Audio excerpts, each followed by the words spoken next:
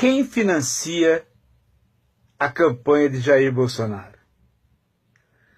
Pergunta-se muito quem financia a campanha do PT, quem financia as outras campanhas. Mas não se pergunta quem financia a campanha de Jair Bolsonaro. A impressão que se tem é que Jair Bolsonaro é financiado pelos seus fãs. Sabe quando é que as pessoas individuais no Brasil colaboram com campanha? Isso aqui não é Estados Unidos. As pessoas não vão lá, põem o seu chequinho de 10 reais no chapeuzinho dos candidatos. Aqui, as campanhas são feitas por empresas, por gente muito rica, que troca favores com os candidatos claramente. E no caso do Jair Bolsonaro, há um agravante aí. Porque a questão que aparece na imprensa, e é por conta dele próprio, é que ele é um candidato de caráter fascista moral. Então toda a discussão, né, moral vai na frente, toma conta do cenário político. Pela primeira vez se está tendo uma campanha onde a discussão é exclusivamente moral. A campanha do Collor já foi assim. Ela deu o primeiro sinal de que nós estávamos transitando por uma moralização da política, que é bom, não é ruim. Mas ela esconde o outro lado da política, que é o lado econômico. Quem são os pilares financiadores da campanha do Collor?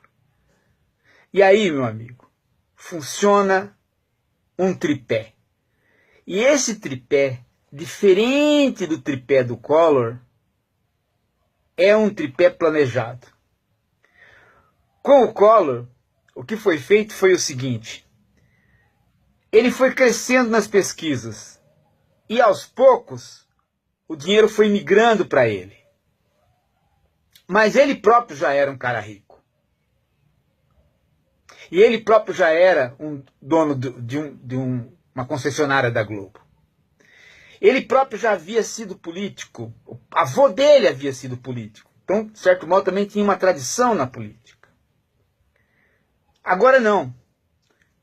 Bolsonaro era um capitão do exército, pobretão, que de repente começou a ter um patrimônio um tanto estranho. Mas ainda assim vamos computar, né? O problema é que Bolsonaro não é um candidato que começou a crescer. Ele não cresceu. Ele está no primeiro lugar, mas com pouco voto. Um pouquíssimo voto. Se você computar as outras eleições, além de ele ser o candidato mais rejeitado, ele tem pouco voto.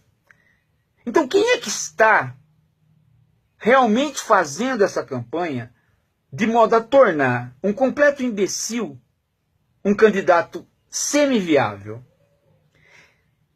O problema é que nós não olhamos para quem está no palanque. Ou no palanque diretamente, ou no palanque indiretamente.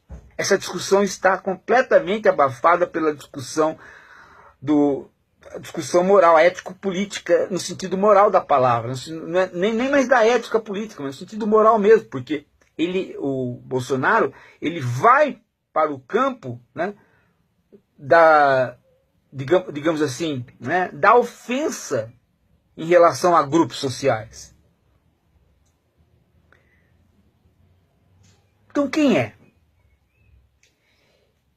Por que ele ficou tão preocupado com a fala do Mourão? Do 13º salário. Ah, porque ele perde votos. Meu Deus do céu! Ele sempre foi contra direitos trabalhistas. Muito trabalhador vota nele sabendo que ele pode perder os direitos trabalhistas. A questão moral ganha o sujeito. E ele esquece da questão econômica. Mas ele ficou preocupado com o Mourão porque o Mourão revelou a base econômica da campanha dele, porque o Mourão estava falando para um grupo de empresários. E aí o Mourão quis agradar esse grupo de empresários com razão, porque dali vem o dinheiro. E quais são esses grupos. Primeiro grupo, o grupo da mineração. O grupo da mineração é um grupo forte, grande e com vínculos internacionais. O que se quer é pegar a terra indígena para mineração. 2. O grupo da bala, da indústria armamentista, associado ao grupo dos ruralistas, que também quer fazer com que o governo, né, deixe o barco correr em relação à legislação ruralista. Perdoar dívidas, deixar armar a população do campo, né, a população de patrões do campo, né, tirar as leis ecológicas. Terceiro grupo econômico, né, os pastores. Igreja é lugar, já provado no Brasil, né, de lavagem de dinheiro, com associação, muitas vezes, ao tráfico e aos políticos. Eis aí o outro lobby de gente com grana, com muita grana, que está apostando no Bolsonaro diretamente. Esses três grupos têm vínculos internacionais.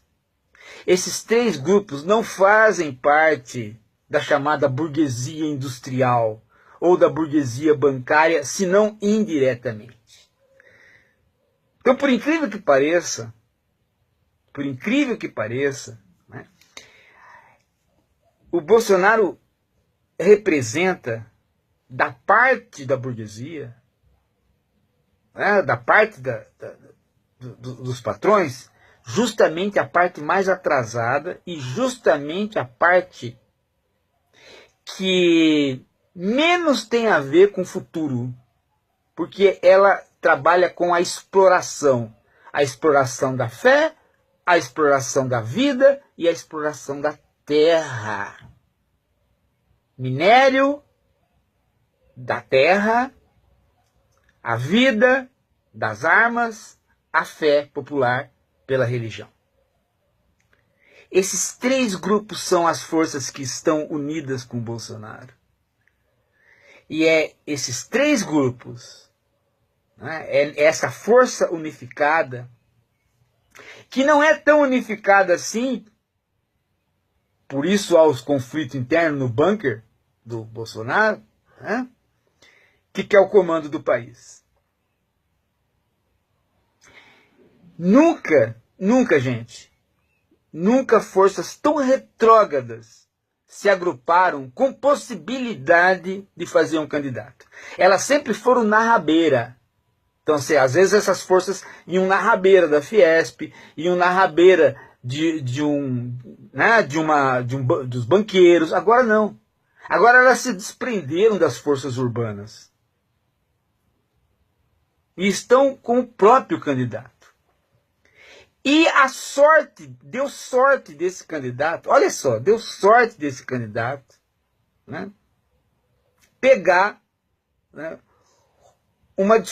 se envolver numa discussão moral que, ao mesmo tempo que mobiliza uma parte da população, as mulheres, por exemplo, saindo na frente contra ele, né, e talvez isso nos salve, mas isso também esconde uma discussão sobre leis trabalhistas no campo, sobre a questão do minério, sobre a questão de como a expulsão dos indígenas não tem a ver com índio, mas tem a ver com a terra, como a indústria armamentista cresceu assustadoramente, né? Como é que a indústria armamentista quer o controle do governo? Sim, porque o governo tem exército e o governo tem polícia para fazer a compra estatal, né, de material bélico.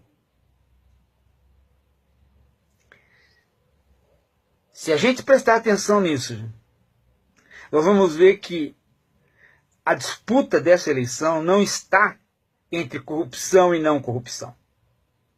A disputa dessa eleição não está entre ser fascista moral e não ser fascista moral, ser liberal.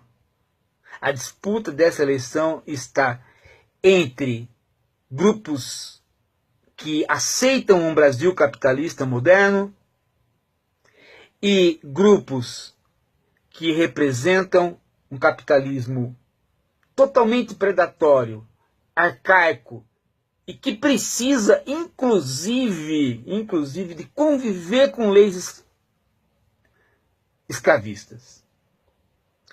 A indústria do minério, a bancada da bala e as indústrias da bala, a indústria do minério associada aos ruralistas e a indústria da fé. Esses três pilares, gente, representam exatamente o Brasil arcaico, o Brasil que não pensa, o Brasil do analfabetismo, o Brasil que pertence ao campo. Reparem bem como aumentou o número de deputados que vêm da bancada ruralista e da bala, o número de deputados que vêm da própria polícia, o número de deputados que vêm das correntes evangélicas. Reparem como isso aumentou assustadoramente.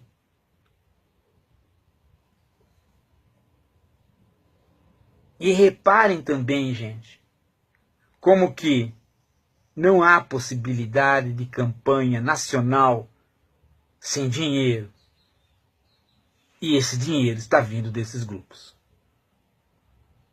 A disputa entre o Brasil arcaico e o Brasil moderno, dentro do capitalismo e da democracia liberal, é o que está em jogo.